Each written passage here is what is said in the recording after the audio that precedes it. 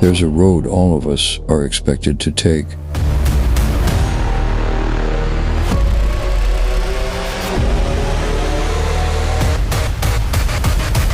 You know the one: school, career, mortgage, pension. A road paved by other people's values, signposted with what we're told is success.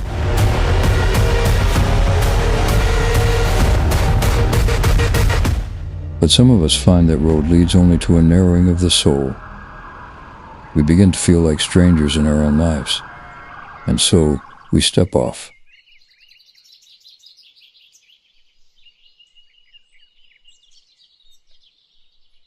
Vanlife is one of the ways people do this. At first glance, it's about travel or freedom or cheap living. But if you look closer, it's something deeper. It's a stripping away, a practice in becoming who you really are. Carl Jung called this process individuation, the journey of piecing together the fragments of your psyche until you stand as a whole person, not just a mask worn for society. When you shrink your life to the size of a van, when possessions fall away and silence settles in, you start hearing your own voice more clearly. Not the voices of naysayers or doubters. Your voice. To live authentically means to risk being misunderstood. It means saying no to the script you were handed and writing your own lines instead. Authenticity doesn't always look heroic. Sometimes it's sitting alone in a lay-by with a kettle on the hob, or waking up cold on a damp morning. But in those small acts, there's a kind of truth, a refusal to sell your hours to a system that promises comfort but rarely delivers meaning. The Stoic philosophers knew this well. Marcus Aurelius wrote that very little is needed for a happy life. Seneca reminded us that poverty isn't having too little, it's wanting too much. In Vanlife, every limitation becomes a teacher. A small space forces simplicity. A breakdown demands patience. The weather humbles your plans. Each day is a lesson in resilience.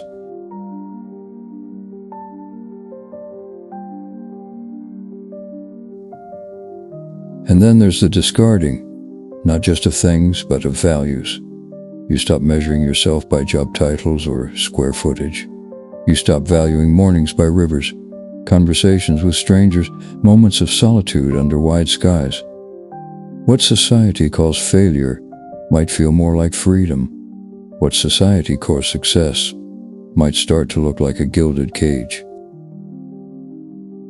Philosopher Ivan Illich once spoke of conviviality, a life shaped by autonomy, creativity, and friendship, rather than by consumption and control.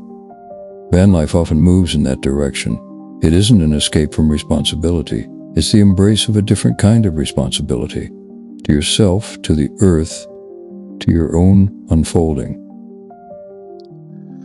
And so Vanlife becomes more than a lifestyle. It becomes individuation in motion, a practice of authenticity, a stoic path through the noise of the modern world, not a rejection of life, but a much deeper immersion in it. The question it asks is simple, but not always easy. What is truly necessary? What is truly mine?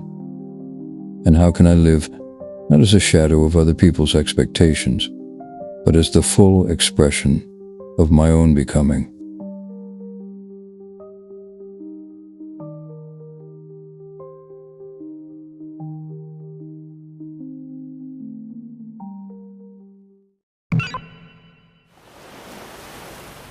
Living in a van also draws you closer to the rhythms of the natural world.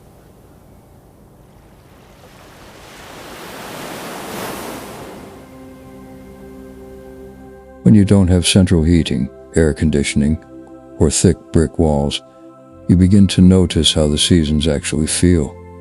You wake with the light, you sleep when the cold settles in. Rain on the roof becomes a lullaby, and the shifting winds dictate your routes. Slowly, you begin to realize that you are not separate from nature, but woven into its cycles. To live in balance with nature is not a romantic slogan.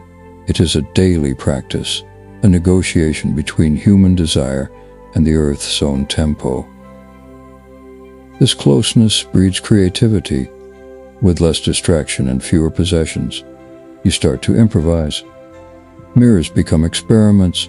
Spaces are reimagined. A simple patch of woodland becomes a theater for thought, for art, for music. There is freedom in being stripped of excess, because out of that simplicity comes invention.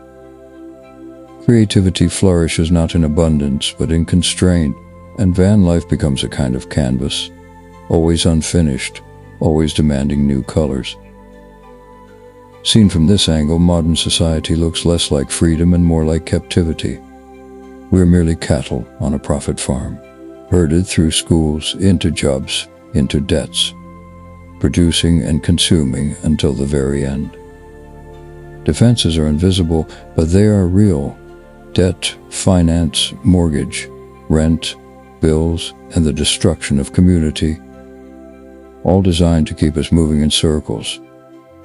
To step away from this system is to risk being thought foolish or irresponsible.